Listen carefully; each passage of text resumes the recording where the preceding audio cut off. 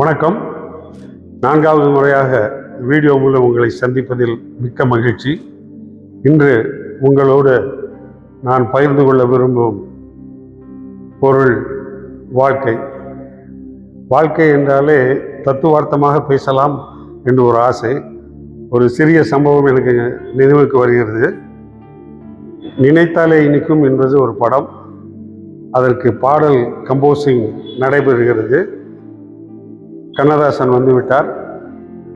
எல்லோரும் அமர்ந்து இசை கலைஞர்கள் எல்லாரும் ரெடியாக இருக்கிறார்கள். ராகத்தை எம்எஸ்வி பாடிவிட்டார். கண்ணதாசன் வார்த்தைகளை போட்டுவிட்டார். எங்கேயும் எப்போதும் சங்கீதம் சந்தோஷம். அடுத்தது நிறுத்திவிட்டு இயக்குனரை பார்த்து கேட்கிறார், பாலு, இப்போது தத்துவம் போட்டுக்கொள்ளலாமா?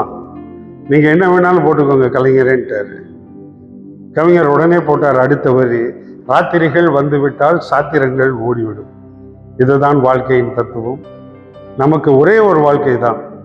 நாம் எப்படி வாழுகிறோம் என்பது நம்முடைய கையில். தமிழர் சொல்லுவான், தீதும் நன்றும் பிறர் தரவாரா. இந்த ஒரு வாழ்க்கையை பயனுள்ள வாழ்க்கையாக, மற்றவருக்கு நாம் பிரயோஜனமான வாழ்க்கையாக எப்படி வாழ்வது என்று யோசித்து பார்த்தோமானால், முன்னால் வாழ்ந்தவர்கள் எல்லாம் எப்படி வாழ்ந்தார்கள் என்று யோசித்தோமானால், அடிப்படையில் அன்பு உங்கள் வாழ்க்கையில் இருந்தால் நீங்கள் எல்லோராலும் விரும்பப்படுகிற நபராக இருப்பீர்கள். எல்லோரும் விரும்பப்படுகிற நபராக ஆகிவிட்டாலே உங்களுக்கு அமைதி வந்துவிடும், நிதானம் வந்துவிடும். இது எல்லாம் எங்கே அடிப்படை என்றால் அன்புதான். தானத்தில் சிறந்த தானம் எது என்று கேட்பார்கள். கண் தானமா, இரத்த தானமா, அன்னதானமா, உறுப்பு தானமா, உடல் தானமா, இப்படி எத்தனையோ தானங்கள் இருக்கிறது. தானங்களில் எல்லாம் சிறந்த தானம் நிதானம். நிதானமான வாழ்க்கை வாழ்வது எல்லோருக்கும் பிடித்தமான வாழ்க்கையாக இருக்கும். ஒருவர் எல்லோருக்கும் பிடித்தமான வாழ்க்கை வாழ்கிறார் என்றால் அவரிடத்தில் 3 குணங்கள் கண்டிப்பாக இருக்கும். அன்பு, நிதானம், ஈகை. இந்த 3ம் இருப்பவரை எல்லோருக்கும் பிடிக்கும். நாம் பல உதாரணங்கள் சொல்ல முடியும். ஆனால் நம்முடைய இதிலிருந்தே எடுத்துக்கொள்வோம். நம்முடைய வாழ்க்கையிலிருந்தே நாம் எடுத்து பார்த்தோமானால் சிறப்பான வாழ்க்கைக்கு அடிப்படை இந்த 3ம் தான். அந்த நிதானம் என்பதற்கும் நன்றி ஒன்று சொல்வார்கள். இந்த நன்றி உள்ளவர்கள் நிதானமாக இருப்பார்கள். அதுபோல நாம் வாழ்க்கை, இந்த ஒரு வாழ்க்கையை நாம் பிரயோஜனமாக எப்படி வாழ வேண்டும். லவ் தி நெய்பர் என்று விவிலியம் சொல்லுகிறது. உன் அயலானை நீ நேசிக்க வேண்டும். எப்படி நேசிக்க வேண்டும்? உனக்கு என்ன செய்யப்பட வேண்டும் என்று விரும்புகிறாயோ அதை நீ உன் அடுத்தவனுக்கு செய்ய வேண்டும் என்று. இதை நாம் யாருமே கடைப்பிடிக்க வேண்டும் என்று விரும்புகிறோம், யாருமே நடைமுறையில் செயல்படுவதில்லை. நாம் ஒரு உணவகத்திற்கு செல்லுகிறோம், உணவு கேட்கிறோம், அவர் கொண்டு பரிமாறுகிறார் ஒரு சகோதரர். அவருடைய ஒரு முறை கேட்டு பாருங்களேன், தம்பி உங்களுடைய பெயர் என்ன? பெயர் தெரிந்த பின்னாக ஒவ்வொரு நீங்கள் ஆர்டர் செய்யும் உணவையும் அவர் பெயரை சொல்லி, தம்பி அந்த பெயரை சொல்லி நீங்கள் அவரை கொண்டு வரும்படி கூறினால் அவர் அதிக மகிழ்ச்சி அடைவார். நீங்கள் அடுத்த முறை போகும்போது சிறப்பாக உங்களை கவனிப்பார். டிப்ஸ் ஒன்றும் அவருக்கு பெருசில்லை. ஒரு தனி மனிதன் கௌரவப்படுத்தப்பட வேண்டும். இந்த எண்ணத்தோடு நீங்கள் செயல்பட்டால் நீங்கள் சமூகத்தில் அதிக நண்பர்களை பெறுவீர்கள். உலகத்தில் கோடிகள் சம்பாதித்ததை விட அதிகமான ஆட்களை சேர்ப்பது தான் அதிகம். நல்ல பயனை அளிக்கும். பணம் ஒரு நிலை வரைக்கும் பணம் வேண்டும். பணம் ஒரு நிலை வரைக்கும்தான் வரும். அதற்கு முன்னால் எந்த உதவியும் நீங்கள் எதிர்பார்க்க முடியாது. ஆனால் இந்த நட்பு ஒட்டுவாரம் பெரிதானால் உங்களால் எதையுமே செய்ய முடியும். நல்ல வாழ்க்கை நாம் வாழுகிறோம். அயலகத்தார், நண்பு, எல்லாரிடம் எங்கே போனாலும் நட்பு என்பது மதத்தில் மட்டுமல்ல, எல்லா மதத்திலும் நண்பர் இருக்கலாம்.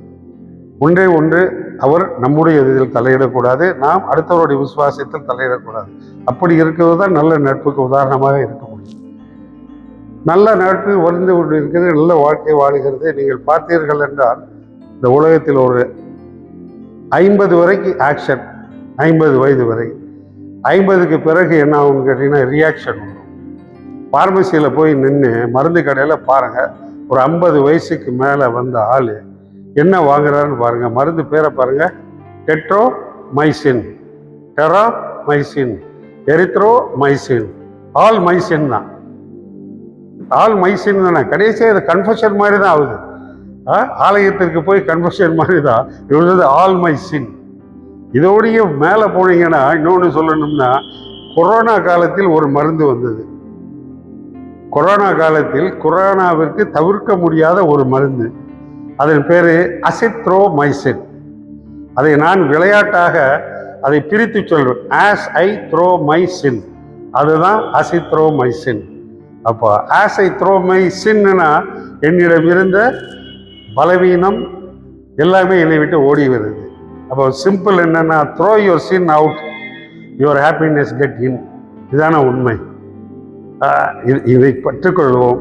இதே மாதிரியான வாழ்க்கை வாழ வேண்டும் என்றுதான் எல்லோருமே சொல்லுகிறார்கள். விவிலியம் இல்லை, 4 வேதங்களுமே அதைத்தான் சொல்லுகிறது.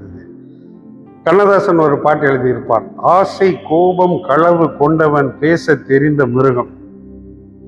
ஆசை கோபம் களவு, இது சீக்வன்ஸ் வரிசையா வரும். ஆசை கோபம் களவு கொண்டவன் பேச தெரிந்த மிருகம், அன்பு நன்றி கருணை. இந்த அன்பு நன்றி கருணை கொண்டவன் மனித உருவில் தெய்வம். ஆசை உங்களை கோபப்படுத்தும்.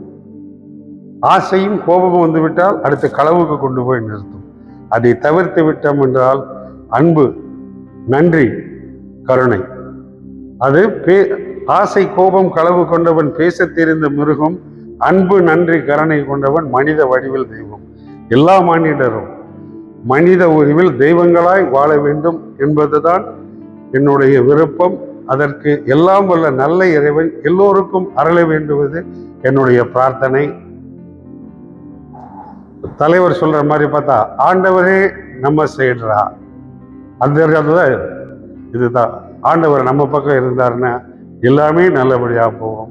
ஆண்டவருடைய ஆசையில் எல்லோருக்கும் நல்லவராய் வாழ வேண்டும் என்று கூறி வணங்கி வாழ்த்தி விடைபெறுகிறேன். நன்றி, வணக்கம்.